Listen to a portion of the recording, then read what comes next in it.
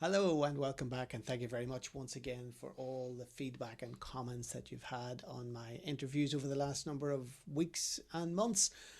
My conversation this week takes us on a theatrical journey from a room with a view over the two major stage performance spaces in Newry, the Town Hall and the Parochial Hall, through school days in Castle Street, award winning performances, directorial achievements, to the creative space of the drama studio in the Sacred Heart School. And all those magical moments have given the head of drama, Brenda Rankin, many on-stage and off-stage memories. Now, after many years of performing, directing and teaching, Brenda's retiring to open up a new chapter in her moments of theatre.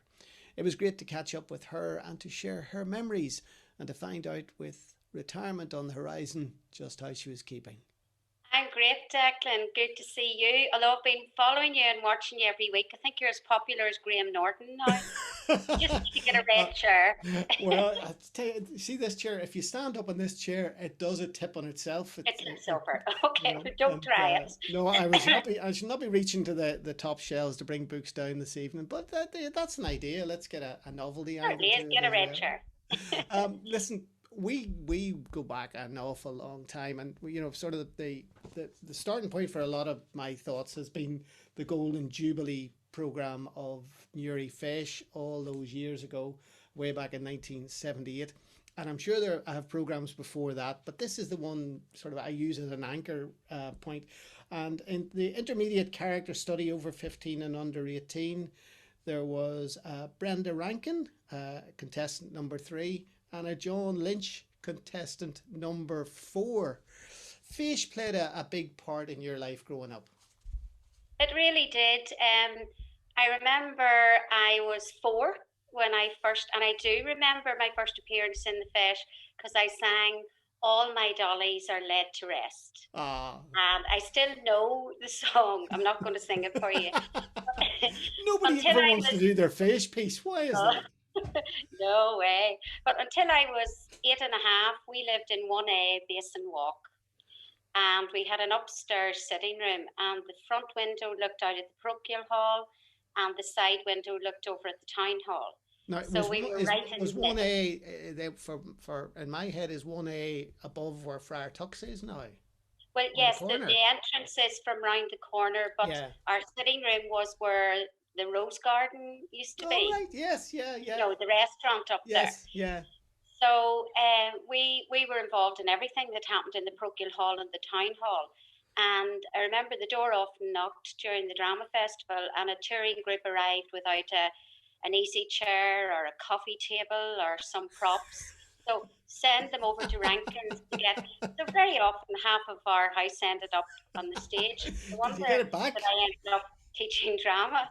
And then my friends Elizabeth and Amy Jolly, their daddy was caretaker in the Procure, Right. Yes. and Yeah. they lived there. Yeah. And that so on wet days, that's where we played, and we made up plays, and we played in the hall over there with Amy and Elizabeth. So just very much involved in everything that was going on. And then the fish, I went to Miss Ethel originally for with verse speaking and singing, and then Kathleen Bell, and then of course my music with Mr. Terrymans, Uh huh. and then all of the competitions we entered from school. So you were in the fish or the fish as they called it every year. Just lovely memories of it. I used to think. When I went to the town hall, that the rake on the stage, that the stage was very sloped Yeah. because I was very, very tiny. Even when I look back at photographs of me in the fish with my peers, Mm-hmm. the same age as me, I'm here, and and I know I'm small, but I was extremely small in primary school. I did grow a little bit in at secondary level, but I suppose a few of the times I think when I won and beat children who were older than me, I had the cute factor. I looked like the little top. No, But I always loved it. when you talked about the parochial hall there, and that for people who maybe don't know the sort of the subtle differences between the town hall and the parochial hall. And you mentioned the rake on the stage in the parochial or in the town hall. The parochial hall had a less of a rake. I don't even think it had a rake very much at all on the stage, but the parochial hall had the fly tower. It had the fly tower, yes. And while you were there enjoying it as a sort of almost like a playground, a theatrical playground, years later I was helping out in the parochial hall with lighting and sound, and we used to help out at the Gateway Club on a Thursday night. And it was in the Abbey up at the Abbey Grammar in those days, and the bingo would have been on the Thursday night in the parochial hall, and those of us who were helping out who also helped out in the parochial would rush down from the Abbey, and we'd take all the chairs after the bingo was on out of the main hall into the minor hall in the parochial, and then clean it all up for the dances on the Friday night, and then put the chairs all back in again on the Sunday morning for the bingo on the Sunday night. But I always thought, you know, and before there was ever a Phantom of the Opera, the scale of that fly tower, Yes. and just the space, you really, really did feel this was a special place. And it's so sad that Amazing. it's sitting there idle. You know, I think God, there's so much potential in that. Yeah, the first musical I performed in for the Sacred Heart was Viva Mexico, and we didn't have a theatre or performance space, so it was in the Parochial Hall. It was a wonderful show. I was Pepe, Pablo's sidekick. I always, for some reason, played the comedian. I remember all the songs from that. I remember my lines. Such a part to play as well. It was Uh, just absolutely brilliant. It was great fun. and in those days, the Sacred Heart was obviously up in Castle Street, so We you were on had to come Castle down. Street, and we rehearsed in classrooms. They called the classrooms Our Lady of Knock, where they pulled the petition. There was a partition in the middle, and after school they would pull that back, and two classrooms became one. We cleared back the chairs. That's where we rehearsed, and we had about two or three rehearsals on stage before the dress rehearsal. Uh-huh. But it was a fabulous show, and I will never forget the write up in the Newry Reporter, because my brother-in-law still reminds me about it. Uh, the line was, whoever wrote it, pint-sized Brenda Rankin stole the show. And Ah, my brother-in-law Brian still calls me pint-sized Brenda. it's stuck. But on the back of that, that was October, that was 1976, and on a November night, a dark November night, we'd moved up the Dublin Road then. The front door knocked, and there was a man who introduced himself as Oliver MacDonald. And he asked, does Brenda Rankin live here? Now, remember, I was about 13, 13, yes. And he came in and introduced himself to Mummy and Daddy, and he said that he'd seen me in Viva Mexico. He was involved with Clevey GAA, and he was involved in Score, and he had just discovered that our house was in the Clevey parish, Just over the and boundary. would I be in the Novelty Act? So, and he's a lovely man, still a great friend. So when I think back to that day, so my mum and dad let me get in the car with this strange man, Oliver MacDonald, who drove me up to Mike and introduced me to Mary Mallon, and there began my journey with Score for Clevey. Uh-huh. And through the years with novelty acts, I did recitations, solo singing, ballet group. I didn't ever do the dancing. I never did Irish dancing. And it ended up with our Clevey ballet group winning the senior Score All Ireland in 1982. Brilliant. So, and then I got to the All Ireland with the solo singing in '83, but I didn't win it, but with a few Ulster titles. But I often think back to Viva Mexico and the chain reaction of that, and me Hmm. being introduced to that wonderful Kalevi family. Yeah, yeah. So I wouldn't have competed against you in the early days because we were Armagh Score. Yes, I've yeah. been in every club in Armagh. You'd have been in the County Down Yeah, yeah. I was Score. with Glenn. Yeah. Like myself, Declan, there was no social life apart from the school dances. When we got a little bit older, there was a dance up in Clevey. But apart from that, for me, my social life was the Fish, Score, and then the Skull Dramaocht. I don't Hmm. know if you did the Irish No, plays. I The didn't. I Skull didn't do the Dramaocht Irish was plays. just wonderful. And that was one thing when I started teaching, I said, right, I'm going to start directing plays and entering them for Skull Dramaocht because some of my best memories. And I was studying Irish up to A level, and the best way to learn the language was to be in a play. I was also in the Irish Language Debating Society, Mm-hmm. and that, that really helped me with my confidence, because you knew when you learned your lines or wrote your speech, you knew that what you were saying, the grammar was correct, and there wasn't that hesitancy, for a new speaker Yes, where yeah, yeah. you're struggling for words and vocabulary. So when I look back, those were the times when you met people from other schools, and it was the social element of the drama and music growing up. And But you'd no time, you'd no time to be idle or bored. It was school and then all the performances. And that really got us through the teenage years. yeah, and I think just too, from my perspective, the opportunities that I got from the town hall and the arts centre and the parochial hall, and you were allowed to do lighting, you were allowed to do sound, you performed in different pieces. You encompassed the whole of that theatre world, and as you say, it became as much of your social life as it was a drag. You just really wanted to go, you wanted to be part of it all, and the face coming around every year was really exciting. And the musicals and and when I when I left home, I knew I wanted to teach, but at that stage drama was only extracurricular. Mm-hmm, Now mm-hmm. it was wonderful, the drama we did in Sacred Heart, but there was no curricular drama. It wasn't treated as a serious subject. There were no, you couldn't do GCSE or A level. So in between me leaving school, doing my A levels in 1981, then I did my BEd degree English with drama, and I had a subsidiary of Irish. And then I did randomly a nursery and infant qualification, and thought, no, I want to teach nursery and infant. Yeah. So my first 4 years teaching were in Holy Rosary Primary School in Belfast. But everything I taught was through drama, whether it was science or maths or geography. And then when I had just started teaching after a year, they introduced a master's in education, and it was in media studies and drama at the University of Ulster. So I couldn't get time off. I had a permanent job. I'd only been teaching 1 year. So for 3 years, I studied at night and did my master's in drama and media.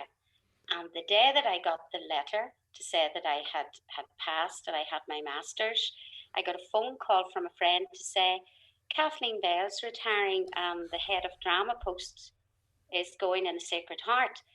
And I said, oh, no, no, no, no, I'm not, I'm not going to apply for that. And then I thought about it, and I thought, the new school, my own drama studio, and the ability, then GCSE drama had been introduced, but Mm-hmm. not in Sacred Heart.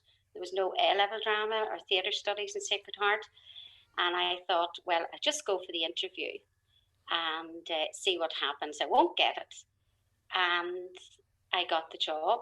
So I left Holy Rosary in 1989 at the end of June, left my lovely primary three class, and on the 1st of September, I was a head of department in the Sacred Heart and responsible I was teaching GCSE drama as well.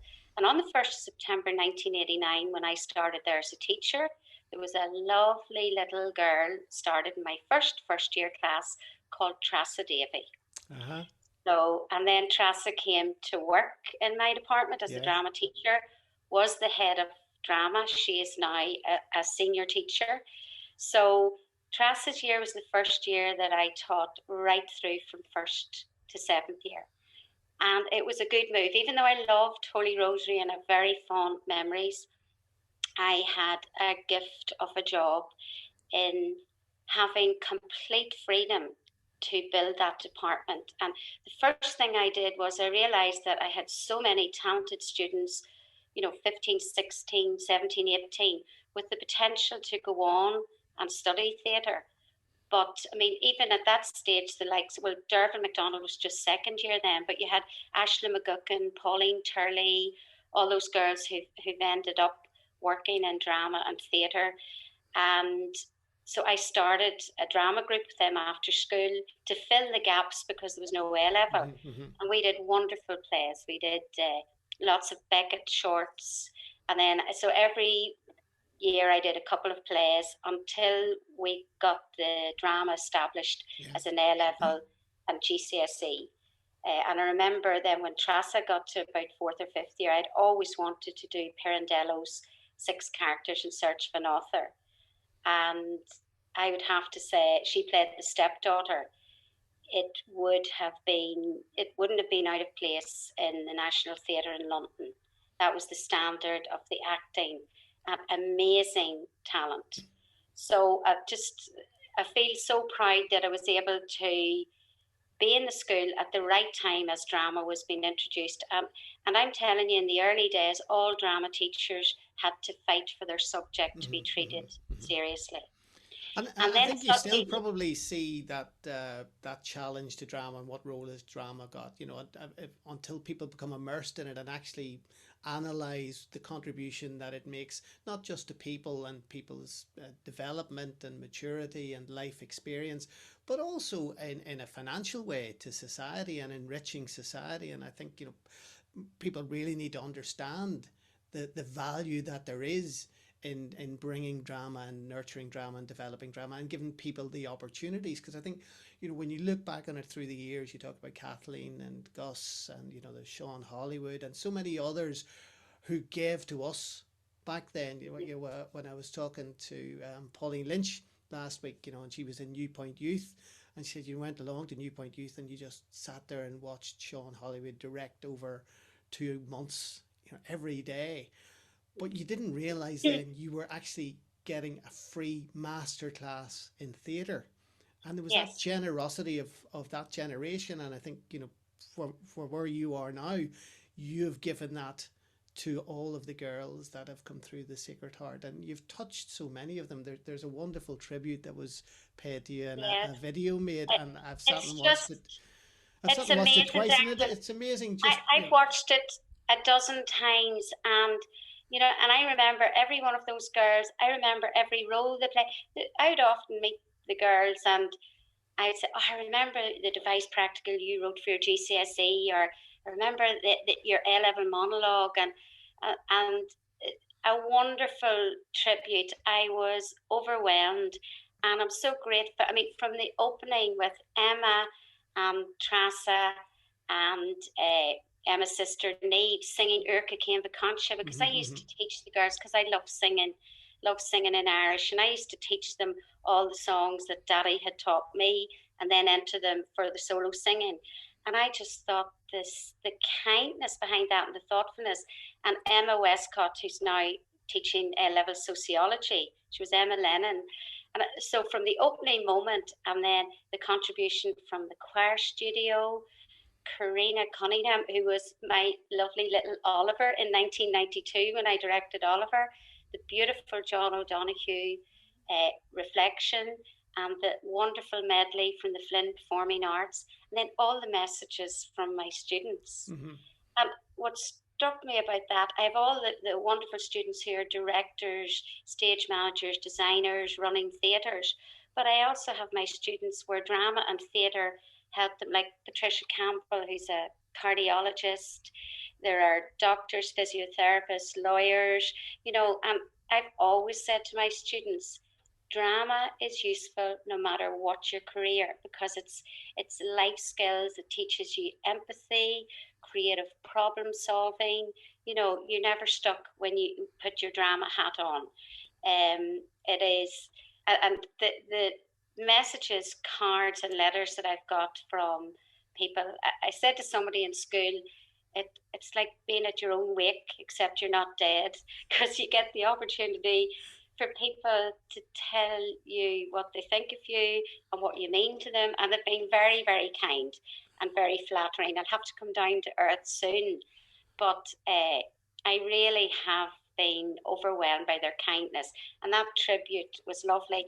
And then in school, we couldn't have a retirement do because of COVID. And we had a small lunch with just 14 people. And it was really lovely. And normally at the retirement do, there's a PowerPoint with all your memories. But what they did in school, our archivist Teresa Fleming and a team, they created a memory book for me with Brilliant. photographs from when I was at school and as a young teacher. And I think I should subtitle it The Many Different Hairstyles of Brenda Rankin, Styled Through the Ages by Gordon Kettle and now by Aidan Watt. Because I've been every colour, every style, from the long curly dated 1980s look through, so the kindness and the thoughtfulness. And then my colleagues in the drama department, Trassa Davy and Molly Finn, behind my back had named the drama studio after me, the Brenda Rankin Drama Studio, and they've started a Hall of Fame. And I have the first star. But I was Excellent. overwhelmed by that. Excellent. And then they had also contacted past pupils. The tribute was wonderful online, but there were other past pupils who did video messages that were longer. So messages from Ashley McGuckin, Valin Kane, and Derval, and Pauline Turley, and Mary Bell. And it was just, I have appreciated every single song, note, message, card, video. I'm just amazed. I really am very humbled and amazed. And I am so glad that drama has changed all of their lives, because it changed my life. And I think that's the No doubt incredible about thing. it. The incredible thing you take away from that tribute is the depth and the quality of the presentation and the production of it under under lockdown, we can't meet up conditions, to bring all of those people together. Um, I wonder if you hadn't been forced to do it that way, would it have the magic that it has to it? I thought it was incredible. Um, It was magical. and the camaraderie that seemed to come through it as well. The bond that was there between you as the drama teacher and all of your students, that was so deep and warm and rich, and they were giving back to what you had given.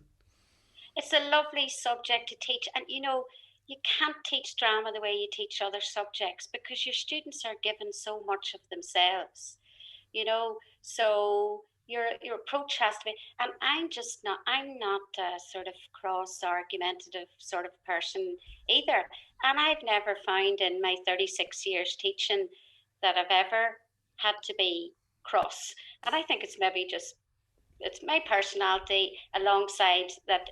Normally, when children choose to do drama or A-level theatre studies, they're very passionate about it. And it's lovely to be. Now, there are times there have been tears, because you imagine an A-level group where 6 students have to write a play, a 30-minute play, write it, direct it, perform it, and produce a 3,000-word portfolio. And you have 6 creative minds and strong-willed, very, very talented and bright young women trying to agree. But they learn more about the process of Yeah, yeah. negotiation and collaboration. I often say, put me up in Stormont, and let me do a week's drama with them, and I'll have them all working together. Well, listen, I'm not going to do that, by the way. That's not the retirement plan. But you let's go have back to. to that moment when you changed from the nursery school into the Sacred Heart, and took on the drama portfolio. What was the first show that you produced then in the Sacred Heart? It was My Fair Lady, and I had 112 in the cast, because I decided that I wasn't just going to pick who was going to be in it. So for the first time ever, the notice went up in the drama room auditions, and I had 400 girls signed up. I was thinking, what have I done here? So Damien and Miriam and myself sat down, and we let them all sing their short piece, and we auditioned, and I tried to get more and more and more in. I hate to turn Turn them anybody away. away, Yeah. but the stage is only so big, so we extended the stage. And I remember my brother Jeremy, I would ring him up or say to him, come up, and he's great about ideas for design and Yeah. sets. And I would say, Yeah. how can I get more people on the stage? And then back in that day, it would have been Jimmy and Joe were called in, Hmm. and then they built me a ramp, and they extended the And stage. you'd only And just then moved Damien into was the given school out. and you were putting an extension on. Oh, well, we were extending the stage just temporarily, and then I was saying, how many are in the orchestra? Where are the orchestra that go to? And then I was worried that I wouldn't leave enough room for the audience. But it was magical. And I remember I painted the set and we were ready just before the day before the opening. And back in that at that time, you opened with your invited audience Sunday matinee. And on the Saturday night, we were still in rigging the lights. I was painting the rostra, and I remember coming home. It was about 2 o'clock in the morning, and Mummy used to give out to me, don't be climbing ladders and don't be painting. And Mummy was very friendly with Kathleen Bell. They were the same age.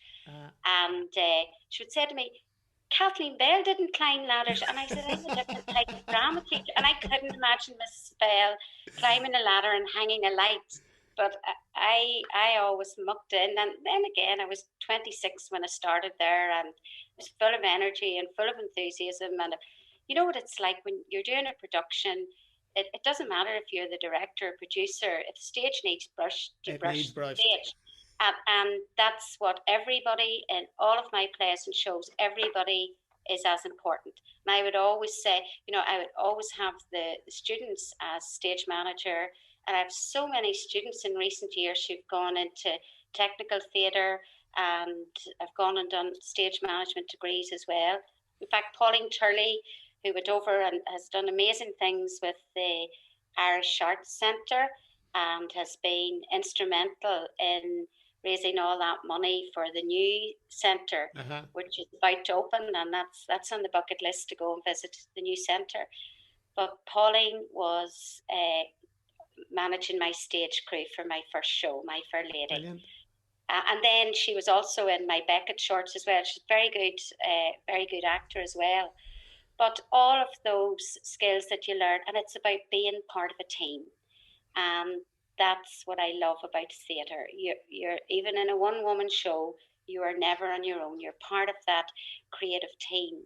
Yeah. And I just love that buzz. Did you enjoy those? Was it every second year you put on a production for the every second show? year? You couldn't do it every year. It just took too much. I did 14 of them in all, and my last one was Cats. And I loved every single show that I did. Cats, I put my very heart and soul into it. When I got the rights for Cats, and you normally get your libretto and your score or whatever, all you get for Cats is the score. You don't get a cast list. You don't get. So it's lucky I read music as well, and I had to try and create my Cats from scratch. And I started off with a conversation with Mary Glaze, who has designed and made our costumes for years and years and years. Would have fitted me for costumes back in the 70s, and then went on to have her form her own Elizabeth stage wear in Wales. And Mary and I would spend hours on the phone, and she had never seen Cats, and I sent her the book. What I did was I started with the actual book of T.S. Eliot poems, because I wanted my Cats to be people, personalities, and I wanted the story to come through, Grisabella's story. Yeah. And the girls did an amazing job. I mean, somebody once said to me, it was a friend who teaches in drama in Belfast, and she said, I come to your musicals and I can never find one single chorus member out of role. She said you could have 100 on stage, and she was deliberately looking at away from where the main action was, and she said they're all acting all the time. And I said, well, I treat my cast in a musical like my drama class. So when I did Oklahoma, and they're all running around the back from backstage for the picnic and the auction scene with the picnic baskets. So I would just go on stage and do an improvisation. What's in your picnic basket? Who do you hope? Did you bake that tart yourself? Whatever. And, just you have to give, if a child's on, even if they're only on stage for 5 minutes, the whole Stanislavski thing, you never go on stage without a reason. But you need to give the children in the chorus a reason, and you need to allow them to be a part of that magical world of theatre. Yeah. So I always love that, and I love working with big choruses, and I love building stage pictures. That's what I like. I mean, my preference would be theatre in recent years, but every other year doing the musical was a huge challenge, and I loved it. And then I would sit back and just be so proud of everybody on stage There, and there was behind the scenes. there was a real wow factor about the production of Cats as well, and you just sat back, and I remember sitting back and just thinking, this is amazing that you are sitting here in a school at a school production, because you just weren't at a school production, you were at a performance of Cats, and it was incredible. And Well, as thank you you. say, you know, the weaving of that story through it to try and tease out the story out of Cats, because it can so easily become just a series of set pieces that aren't joined together.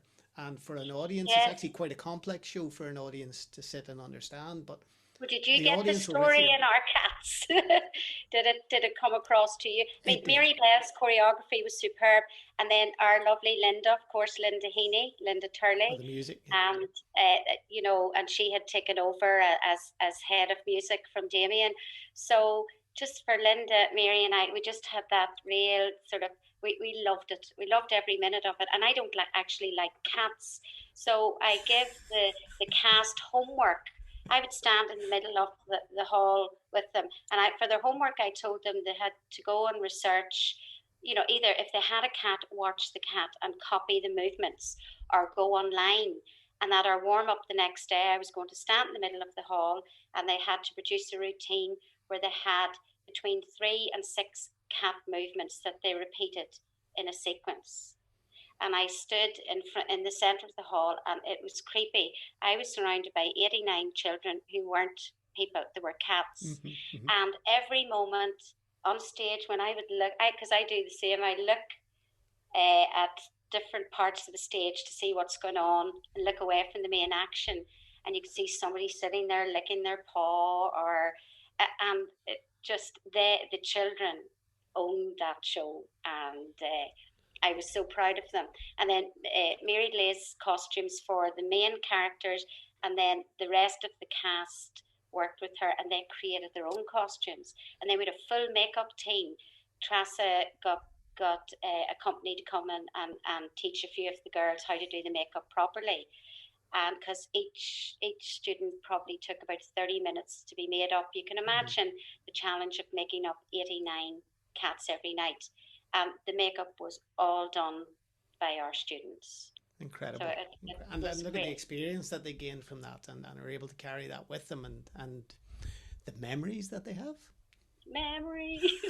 There you go. Well done. I know, I A know. little performance there, but did you give up performing when you went into the teaching? Did you I step did. off the stage? And do you ever Well, think I would have liked to have stayed more on no, stage? I loved directing, and I didn't actually have the time to be in anything. When I moved back to Newry, I was in one musical society show. I was in Oklahoma, and then once I started doing introducing the GCSE and A level, I had big numbers, so I could have 24 in a class, and each group has to do a play for performance, and you can only have 6 in the play. So you have one GCSE class where you're rehearsing 4 plays. Now they're just 30 minutes long, but Hmm. that's 4 plays, 4 sets of props and sound cues, and 24 children who want you to rehearse with them. Then you've your year 13 class doing their devised work, your year 11 class, and then your A level plays where they all have to do a monologue or duologue and a longer play, a play at that stage up to an hour. So drama teachers, all teachers work extremely hard. Drama teachers work very, very hard. And I would be rehearsing every single day after school with my students. And I would also, because they have to review live theatre, we go to the theatre Hmm.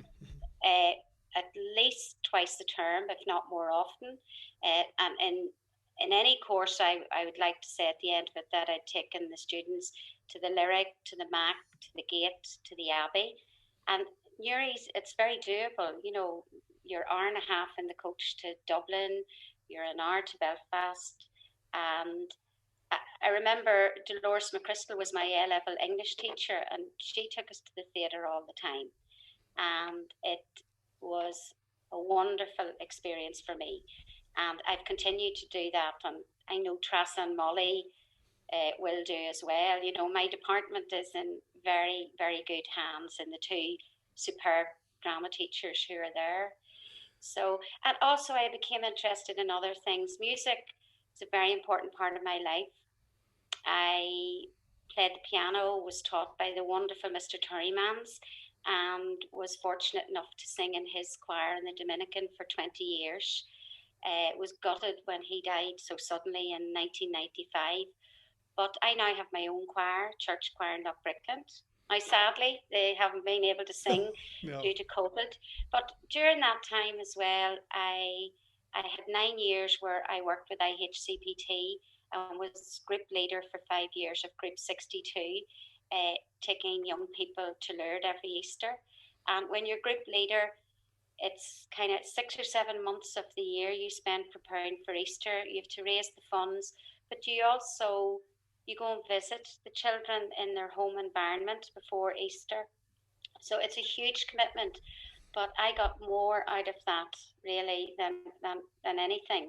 So that was a very precious time in my life, and that was before I became a mother, and Mm-hmm. I had the time to do that. When I look back, I just think of, so there was my school family, my Laird family, there's my parish family here, and with my, the family involvement in the GAA here in Ahaderg.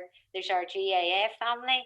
And I just think of all the different things I've been involved in where you have so many groups of friends and nice people and good people.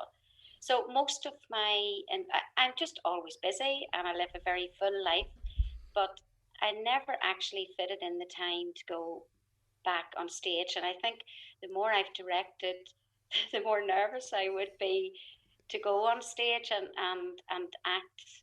So I Well, don't envisage myself treading the boards anytime soon, but I've lots of things I do want to do in retirement, things that I've put on hold for the past 36 years. well, you'll have some more time come September, but I think you'll find that it'll fill up very quickly, given the contribution that you make and the dedication that you will bring to anything that you take up. You'll certainly be of given of the time. In terms of, when you look back and you were saying you could look out one window and see the town hall and see the parochial hall. Your family then growing up, was the family immersed in theatre and that love of theatre as well? Yes, yes, absolutely. Mummy and Daddy always loved going to the theatre, or even before Daddy was married, he'd have gone to Dublin to visit his cousin Auntie May, and they always went to the theatre. And in our house growing up, there were eight in our family, and we always put on plays. Whatever age, and whoever was the baby was baby Jesus in the nativity play. So you got your moment as the angel then, and then you eventually got. But by the time because I'm number seven, but by the time I got to directing, and we didn't have enough people left, so It at moved that on. stage, no, it was the neighbours. We were in the Dublin Road and the terrace, just lovely community there in the terrace. And we would play out in the lane at the back, and then we directed plays and we would put them on in our yard or in Hurl's yard. And you'd put curtains up on the clothesline, and all the neighbours would bring their chairs, and we put plays on. And then, of course, with the Rankins and the Morgans and the McDonalds, anytime we got together, there was a sing song. Uh-huh, uh-huh. So just grew up very, very fortunate to grow up with the parents I had and the brothers and sisters, and just the lovely happy memories. Even, do you remember during that strike in the 70s when we'd no electricity or Mm-hmm. water, and you had to do your homework by lamplight? And I Candlelight. loved that because everybody came into our house. We always had two fires going. Daddy had the toasting forks, and it was real Killian. We had sing songs, and when I look back, I think it must have been really hard on our parents to try, with no electricity and no water and the strike, and they turned kind of a really difficult situation into something that was magical for us. And I would say lots of parents during the pandemic did the same thing for their children, Mm-hmm. keeping the sort of fear. Because when I look back at the history now, there was a lot of very, very serious political unrest and terrible things happening in the Troubles. And, again, music, drama, imagination, just protected us from all of that Yeah. at the Yeah. time. So it was a lovely childhood, wonderful family, wonderful parents, and I just feel, very, very lucky. And to, even to have grown up in Newry and to have gone to the Sacred Heart, somebody said to me, "It's about time you left school. You've been there for 55 years." Started four, and then I went to Sacred Heart, and then I went on to university, and then I taught. So, I'm retiring 1 year early, Declan. I'm not 60 yet, and Neither am I. you're not. No, Just you're to be not, of clear, course. although I'm But closer to what's it than that? you are. Why you go? I loved in the tribute Anna McAllister, who's such a lovely, lovely girl, very talented. I just loved her comment in the tribute saying that I was ageless. God bless her. Thank you, Anna. And she said I was kind as well, and that meant a lot to me. But when I look at younger teachers now, they take maybe a career break or a year out, or people go to university and take a gap year. So I'm just taking my gap year at the Just a end. bit late. This is my gap year. And I sound very young. My career break in my last year. I if just, there, if there was one show that you're looking forward, and you could pick any show at all that you would love to be sitting in the seats with the house lights coming down and the curtain opening, what would that show be? oh, it's so hard. It's so hard to say. I love I love Beckett, and I know it's not, you might think it's not very joyful theatre, but some of the most wonderful productions that I've seen, Waiting for Godot in the Gate Theatre, the anniversary production, I saw it at the beginning of the tour and at the end of the tour. And I can't wait to get back to the lyric. I just love theatre, and I love the magic of theatre. And there are particular theatres that I love the lyric and the gate. I love, I just love the whole experience of theatre. But one of my most memorable performances at the gate was in the past few years the Great Gatsby promenade immersive performance. Just the excitement that you think you've seen it all in theatre, and then you go to a performance like that, and that was exciting. And Michael and I both dressed up. It was Brilliant. really, everybody came in Yeah, costume. yeah. And I was thinking, will we put costume on? I said, come on, we Go will. on. And there were only about 95% of the audience were in costume. It was an amazing performance. And I was intrigued about Dervin MacDonald. I totally agree with her that Translations is a superb play.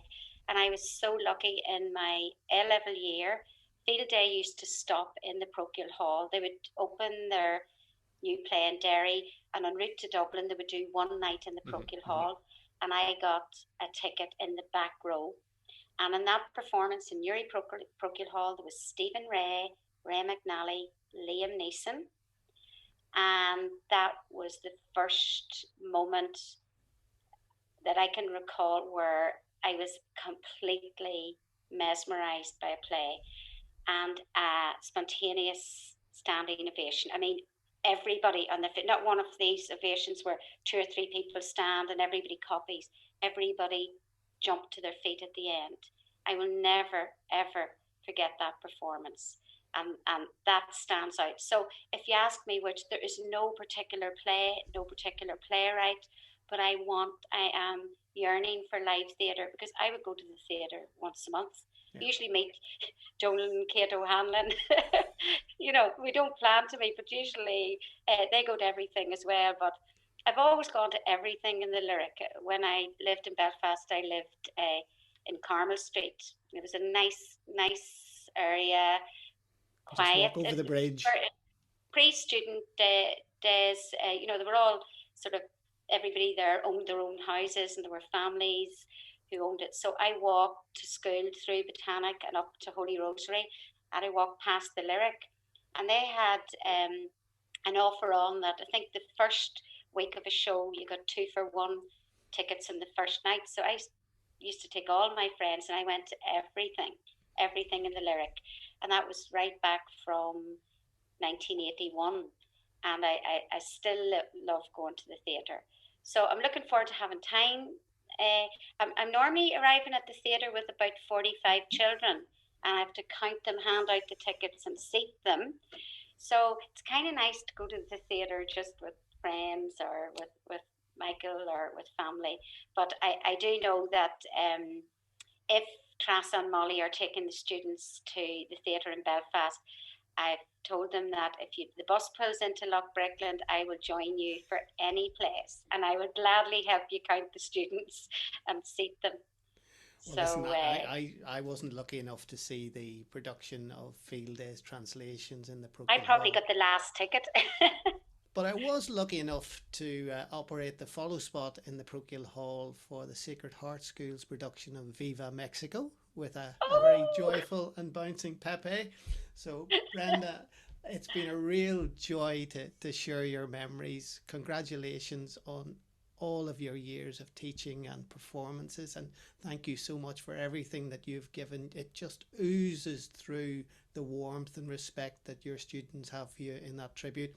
I'll put a link off to it at the in the comments section at the bottom of this, and people can go and watch it. But come September, just sit back, relax, wait for the highlights to go down and the overture to begin, and who knows, we might see you back on stage again. thank you so much. You'll certainly see me up the morns, Declan.